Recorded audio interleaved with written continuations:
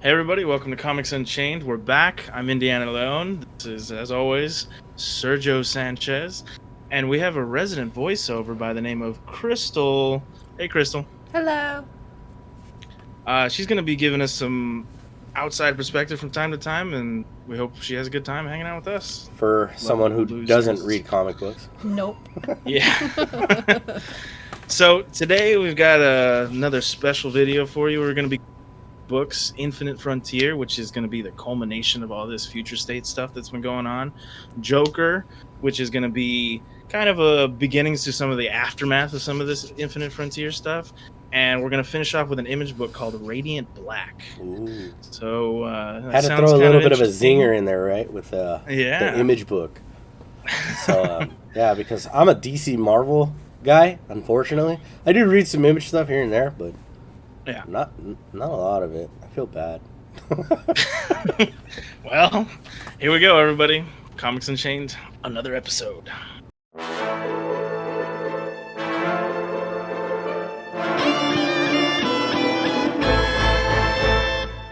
All right, so you got some Infinite Frontier stuff, or I have it, sorry. I was going to say we both read it. Yeah, we both read it, so it's kind of like a good little merger today. But man, first of all, this is everything the future state has been trying to allude to, right? That something crazy is going to happen eventually. Right, because you've got to catch me up, because I didn't read any of the future state stuff going on at the time. So... Right. Like, I jumped into Infinite Frontier 0, and I was like, okay, I'm just going to read this and go along for the ride. Kind of like I did with, like, Rebirth, New 52, and stuff like that. Like, that's where I jumped in on my key points. But, yeah, so I'm going to let you take the reins on this because... it's a lot. Yeah, so without having to do too much...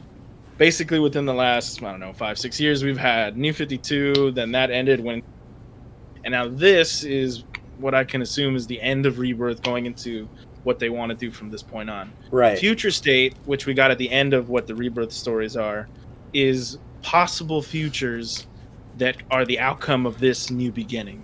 So if you go along the book, we get a little bit, and again, we're not going to try to do too much spoilers, but we get a good, which I don't feel like we get enough of in comics or in DC Comics anymore, is we get a good representation of Spectre.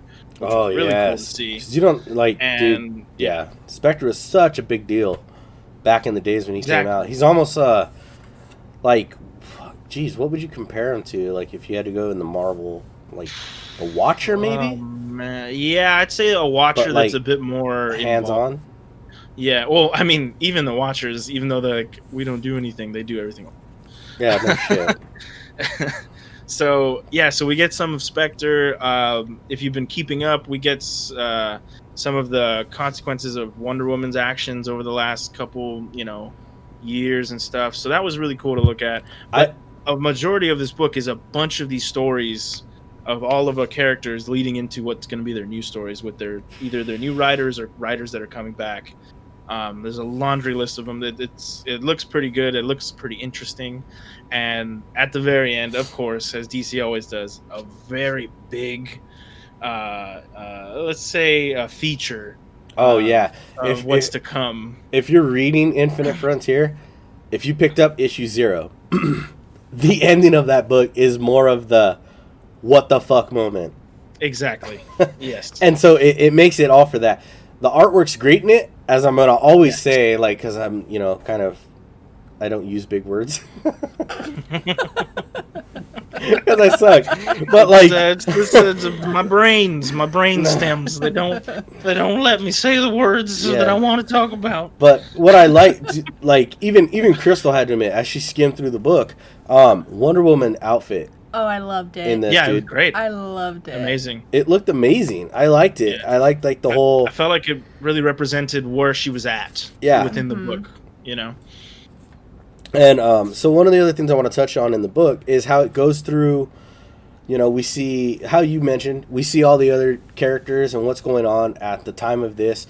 You get to see like the Titans heading to the Titan Tower. Yeah, you get to see like some of the precursor to what happened in Future State Teen Titans. Right, so that's kind of see how they got to that. Right, and then you see, the Green Lanterns going to Oa. You see, Jesus, like Superman. You see, is it Superboy? No, that wasn't Superboy. Well, it's Jonathan Kent kind of taking over the reins of Superman somewhat in the future of Superman, but Superman's still kind of around. And if you read House of L, you kind of know what they're alluding to, where this is going to go. So yeah, and then a lot of future like state, the precursors in this. And then you had the side thing with like Alan Scott. I'm not going to spoil that. Go read it for yourselves. Yeah, that was great. pretty That cool. was really nice. It was It was really human story. Right. Very, in very that little very chapter nice. they did within that. So like I really did kind nice. of enjoy that. Looking at like some of the other things, like it was just good to see the different thing, the connection between Black Canary and Green Arrow. Like we said, you get to see a lot of these characters, and this is all pre or after Future State, Indy? This is pre-Future State. So what we read in Future State is the consequences of whatever this great, and they mention it, this great worry that Wonder Woman has, and they'll talk about it once you pick up the book and go through the pages. Right. But this is before those consequences that Future State. Because if you go through Future State, it's kind of grim. There's a lot of like not good. There's shitty things happening, and you're like, Jesus, like let me be happy for 2 seconds, and then they kind of go back and say like, hey, this isn't for sure. This is the possible future. So, like, can you use this? Like, should you read the Future State books and then pick up New Frontier? Or can you just grab New Frontier? And at the end of the book, it does have a layout where, like, all the issues that are going to start with New Frontier are going to be there. Yeah. So, like, if you're just lazy and you're like, I don't really want to read all these, and you just want to jump into where they're going with New Frontier, you've got a nice little chronicle list of, like, what the books are they're going to start, where they're like, I think it's, let me jump to the end here really quick, and I'll tell you, like, so in March, you've got, like, Action Comics, 1029, you've got Batman 106, Superman, Batman 16, and I know I'm looking down because I'm reading these, you've got Flash 768, so you've got all those that, it kind of gives you a reference, like, this is the beginning, so as us bringing this show, this is great. Because like we get to bring this whole new story, at least in DC, right? It might have been pre-planned. So, like, it's really cool to be able to see some of these, and some of the ones are out now. You can go read them, and that's gonna, be really awesome if you're checking out. A good jump start, yeah. And like you were saying earlier, I think it depends on what you want. So if you want to jump out and grab some of those Future State stuff, which I can't recommend more because a lot of them were pretty good. Some of them I didn't get to read myself, but I've only heard good things from a lot of the Future State stuff. Like DC invested a lot of time into these. They wanted the right writers for each of these characters. Yeah, and they're only like what? 2 books a piece, maybe. Most of them are 2. I think some of the bigger ones got 4. Like Batman, of course, got 4. I think Superman might have gotten 3. So they might be a little harder to pick up, but if that's the kind of involvement you want, then that's on you. You can definitely enjoy them and then jump into Frontier, or just jump on Frontier, and even you could, if it's too hard to get, even skipping out on Zero, but starting on this list that we'll probably put up for you guys to look at, to kind of jump in, to jump start what is coming for the DC universe. So right, I think it's going to be fun. And so we'll jump into the next book, which I took a read at this week. Yeah, which is going to be Joker #1, and this is from last week. So I just want to make that clear to everybody. This is from last week. I was kind of going through my polls, and I'm like, you know what? I don't know. I'm not a huge Joker fan. Don't get me wrong. I'm not huge on him. Right. You know, like if Mark Hamill's not doing it, I'm really not too invested. Damn, I know. But this leads in from where you read in New Frontier. So it's directly kind of linking this book to Joker #1, which I thought was really cool. And then it's got one of my favorite things, and me and Indy will always tell you guys about this because it's one of our favorite things to look at. And that's, the inner monologuing. Yeah. And this is coming from Jim Gordon, who's now in an aspect of his life where he's retiring from the GCPD. Nice. And he's dealing with the consequences. There's a lot of great shock and awe in that book, and it's like I said, if you read New Frontier, you kind of see what's going on. But a little bit of a spoiler here, and this is just to get you to really take a look at this book because I actually might follow this story because I want to see where it goes. You know, Gordon getting hired to pretty much track and kill the Joker once and for all. Like and they're like mercenary, Deathstroke style. Jesus. Exactly, and it's funny because like you wouldn't think that Jim Gordon would go for this kind of thing because like Batman is the Joker's arch nemesis, but you can't go to Batman with this information because like he's going to be like, well, I don't do that. Yeah, the code. I have a code and all that. I don't cross that line. And like they really appeal to the human side of Jim Gordon. It's like, look, how long has this guy been your boogeyman? He's been like, wow, everything you've ever done in your career. Like the Joker is like responsible for it. He kills your son. He fucking crippled Barbara Gordon. Like did a little bit more than that too. So we're not gonna get into it, but it was pretty rough. It's like, so it's a really good, compelling story, and it looks like it's gonna follow Jim Gordon. And then you get to see the Joker and everything. So if you're a huge Joker fan, this is going to be a great book for you to pick up. What about? Sounds dark. Sounds really dark. It does sound dark, and you get some great dark pages in this. Like I'm not going to spoil those for you guys, but go check it out because you'll see what I'm talking about. Like there are just some pretty fucking violent things in this book. Not pushing the envelope, of course. It's DC and it's under their regular banner, not their DC Black, which will push that envelope, as we all know. But like this definitely does the thing. I'm gonna show Crystal just a picture here of what I'm talking about, so bear with me if you hear the pages.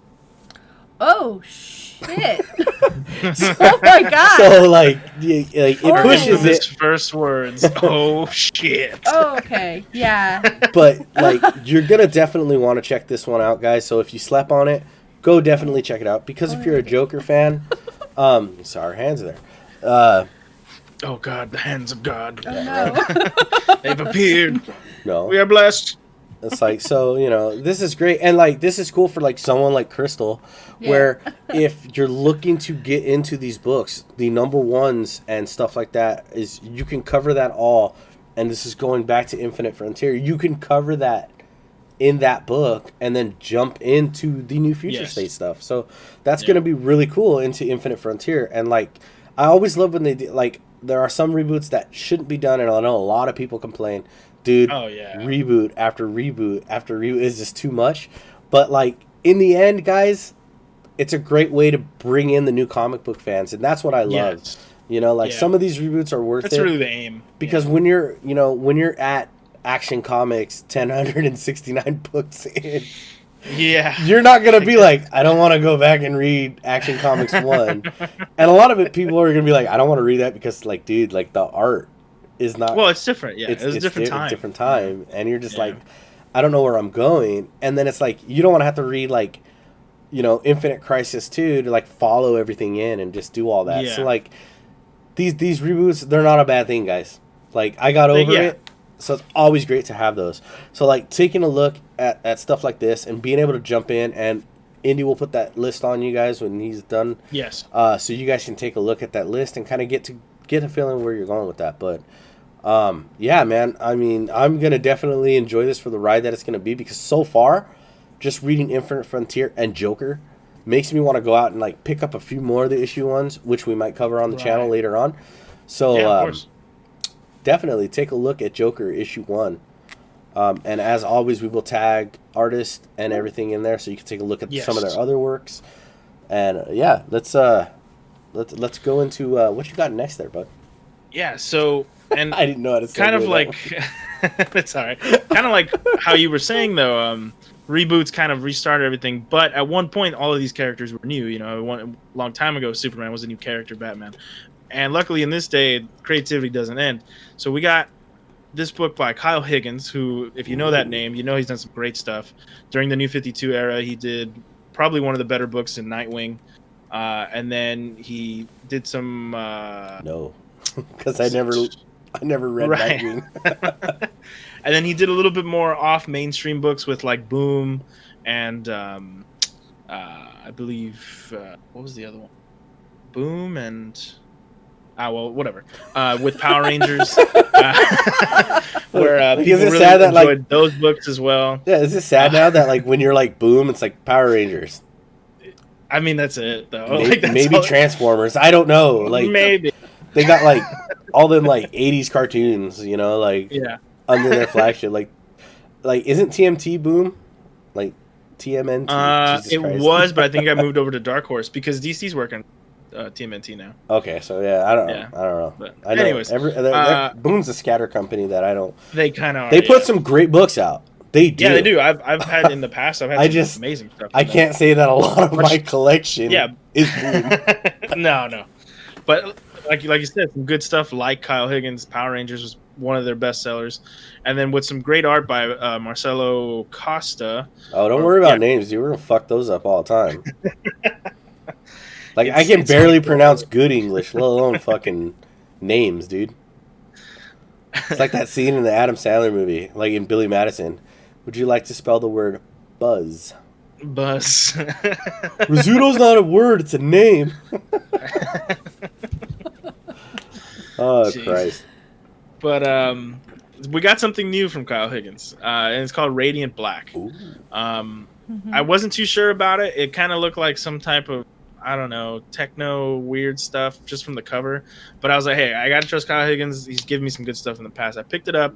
This issue 1 was a couple weeks ago now, but due to life stuff, I didn't have a chance to read it. But I finally did, and man, I gotta tell you, right from the beginning, I got these kind of like almost Spider-Man vibes, where it's like you almost immediately relate to the main character. Right. Like how you do with Peter, you know, like trying to, you know, get through life in high school and stuff. You get this, but with an adult now. You know, first thing you find out is he's in massive debt.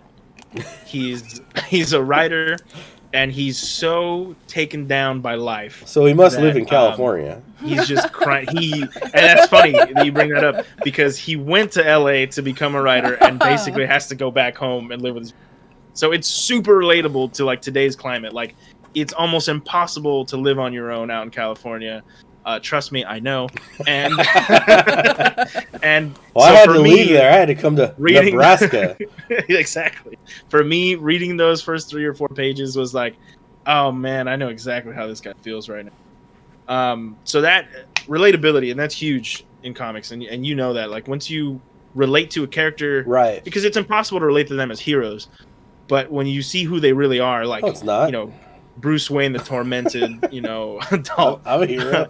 Clark Kent, the wants to be the everyman, but The can't. Boy Scout, dude. You know, Peter Parker, the bullied, but be responsible and do the right thing. We want those kinds of things, and with this guy, you get that. You're like, Right. man, he just wants a break.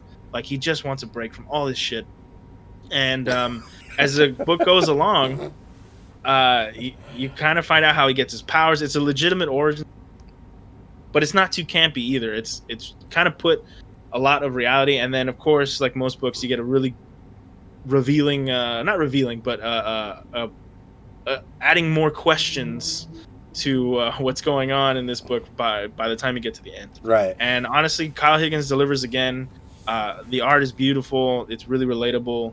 I really think this could lead to a pretty good series if it just gets bought and picked up, and that's on you guys and Right. Sounds and us interesting. too. You know. Yeah, I mean, I like those stories, like, and that's the thing, like with Peter Parker and Spider-Man, you've got like the different changes throughout the years where he's been like a teenager, and then you have like the different TV shows, because let's be honest, a lot of people who don't read comics are going to watch the TV shows. So you had like the 90s Spider-Man, the animated TV series, where he was like a college student, so he's older and he's still dealing with like all the crises. So you have that. Then you've got like the adult Parker in some of the comic books. Then you warp him back to where he's a teenager again. Then you have like some of the TV shows like Ultimate Spider-Man and the stuff that was on Disney where he's a kid again on a team. I know this right now because I'm rewatching those with my son, even though he's like not even 1 year old, but he will learn, damn it. It's imprinting on him. That's all you're doing. So like anytime you get to see like, you know, where you can relate to the character, like you said, where you're that age, dude. And it's like, my life's a piece of shit. How can I make it better? And it's like, well, you know, don't do this and do this. Yeah, and don't quit. Keep trying. Yeah, and eventually you'll get superpowers. Not how it happens in the real world, but whatever. That's what makes it interesting. It does. Now, like, since we've got a little bit of time here, I want to talk about, like, I want to ask you, Crystal. So, like, any of the books we talked about, what is, like, stands out to you, like something you, like, looking through the window, so to speak, like, what stands out to you? Well, okay, so I haven't really read any of these books. Like I said, Infinite Frontier, I actually just skimmed through it. I was a little confused because I skimmed. I didn't read it. But I loved her outfit. It's a good one. It's representative of the time, yeah. Oh, yes. Women. I absolutely loved it. I'm probably actually going to read it so I understand what the hell's going on. That's in a it. shocker. Shut up.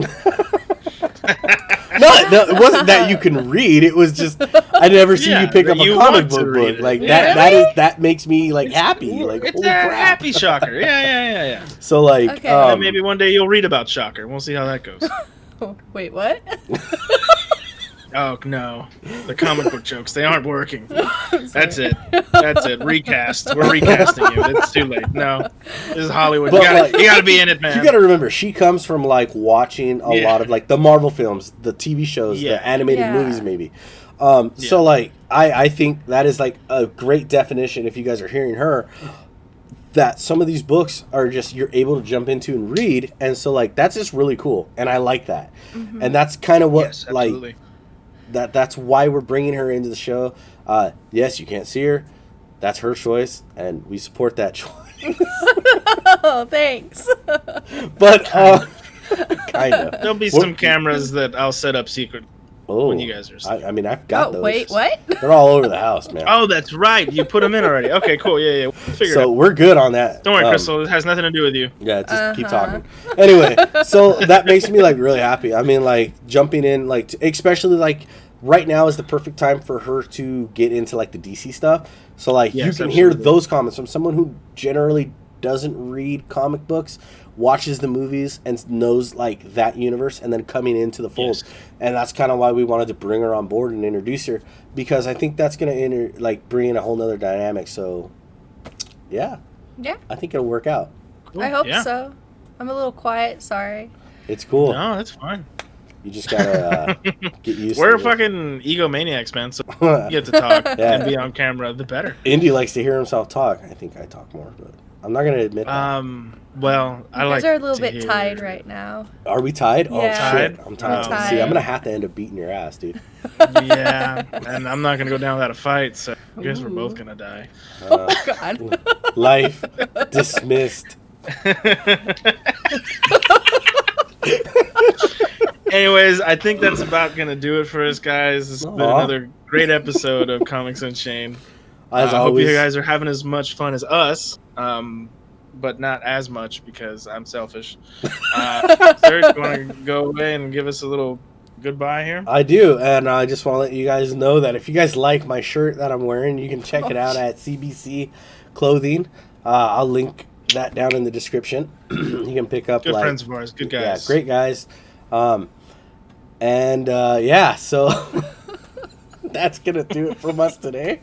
See you later, a bunch guys. of fucking weirdos that we are. So you guys have a great day, and as always, Indy, keep on reading.